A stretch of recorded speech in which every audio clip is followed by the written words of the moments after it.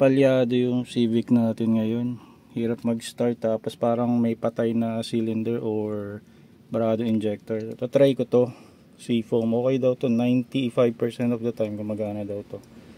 So start ko muna. Ewan ko kung mahirap start ngayon, para may idea tayo. Tapos yung binaril ko ng temp gun yung bawat cylinder, meron dun isa, layo ng heat range niya, parang kulang ng 20 degrees Celsius or 30. O start natin. Wala naman check engine. Tingnan natin. Nagpalit na rin ako spark plug, ganun pa rin. Ayun o. Ayun o. Ayan, pag inapakan ko, ayan, okay siya. Yan ang nangyayari. May tumutunog. Parang feeling ko patay yung isang cylinder eh. So yeah, okay na siya. Yan. Kaso pumipitik-pitik. So either barado yung injector ko or what? Spark plug din naman, or siguro yung wire ng high tension or kung ano man. Kasi lagi itong garage king and queen lang to eh. Puro idle start lang to. Then grocery malapit lang. Hindi ko masyadong nabibirit, kaya siguro bumara. Tapos yung gas pa na ginamit ko sa The Boss lang, hindi yung mga kilalang Shell, Petron, Caltex. And subukan ko to. Tapos pag umayos to, balik ako sa mga branded na gasoline station. Siguro Caltex, Petron o Shell.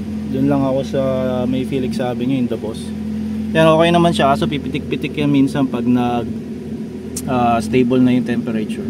So saling ko to, medyo full tank naman ako, no? Patayin ko muna. Yun yung topak nito. Dati wala yan, 3 years or 4 years nang ganyan after na mapalitan ng ECU. Tsaka na retune. So patayin ko muna, no?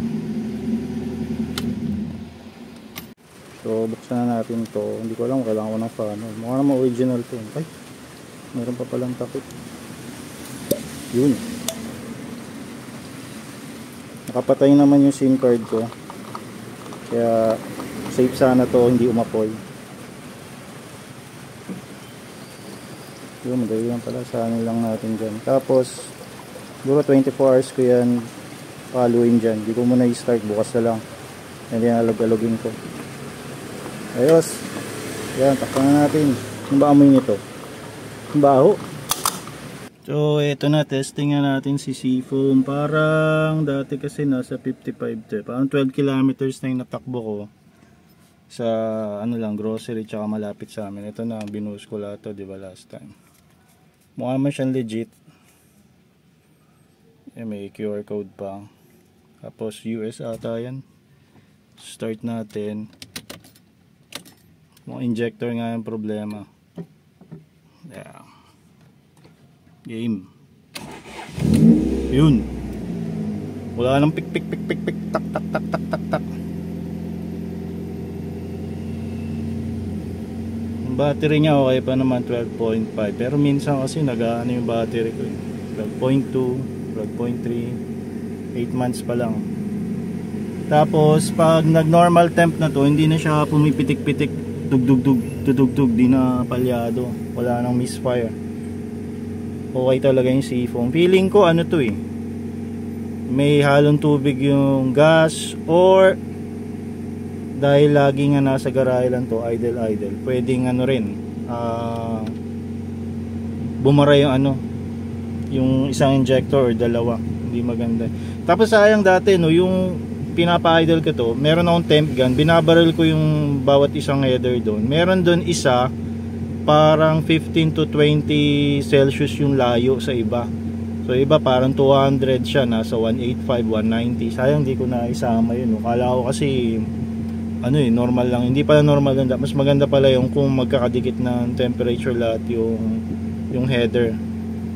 So yun lang, mukhang okay na to. Hindi lang ako maka-test drive kasi nag-uulan ngayon eh. Basa-basahin daan. Siguro pag ano, pwede rin, oh, tama, mas maganda i-test drive natin to pagka maaraw-araw na. Pero so far, masaya ako dito sa seafoam na to. Mura lang to eh. Yung iba nito nasa 2K plus, pero orig naman to. Mukhang orig. Ang problema lang, ito na UP, yung dumating sa may UP. Pero so far maganda to. So siguro antayin natin itong mag normal para makita nyo rin. Kasi wala, malamig pa yun. Sobrang lamig pa yun. Dapat ba ako naka-blower? Sobrang lamig pa yun, kakabukas ko lang. Siguro mga ano yan, 15 minutes, 20 minutes. Yun, normal temp na oh. Normal na siya, ayos naman. Walang pitik-pitik, so test drive na lang ako pag maaraw. Sorry, manginig yung video. Parang sliding clutch na ata.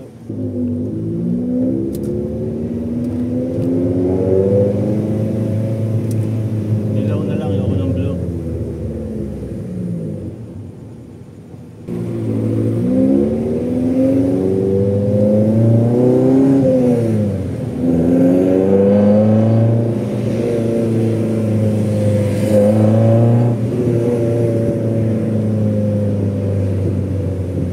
Stress lang.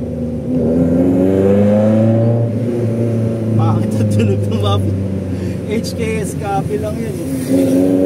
Mas maganda magana tayo yung tawag dun. Oval. Hindi, yung chambered pala.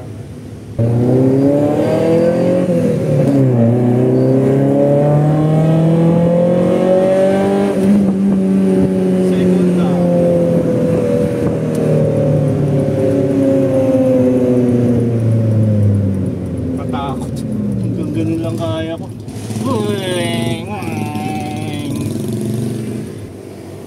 Suabing EPS, wala ka ng problema sa tulo. Hanapin nyo lang si Edwin Mechanic. Edwin Mechanic, taga Bacoor.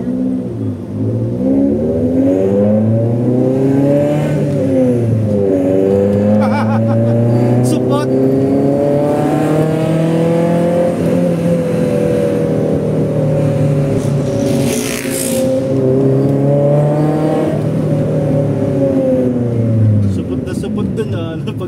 Pagkambyo palpak. Yan ang maganda sa manual. Pagmatic, antok.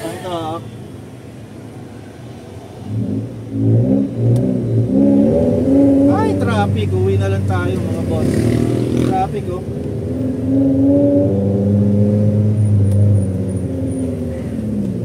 Oh, lots.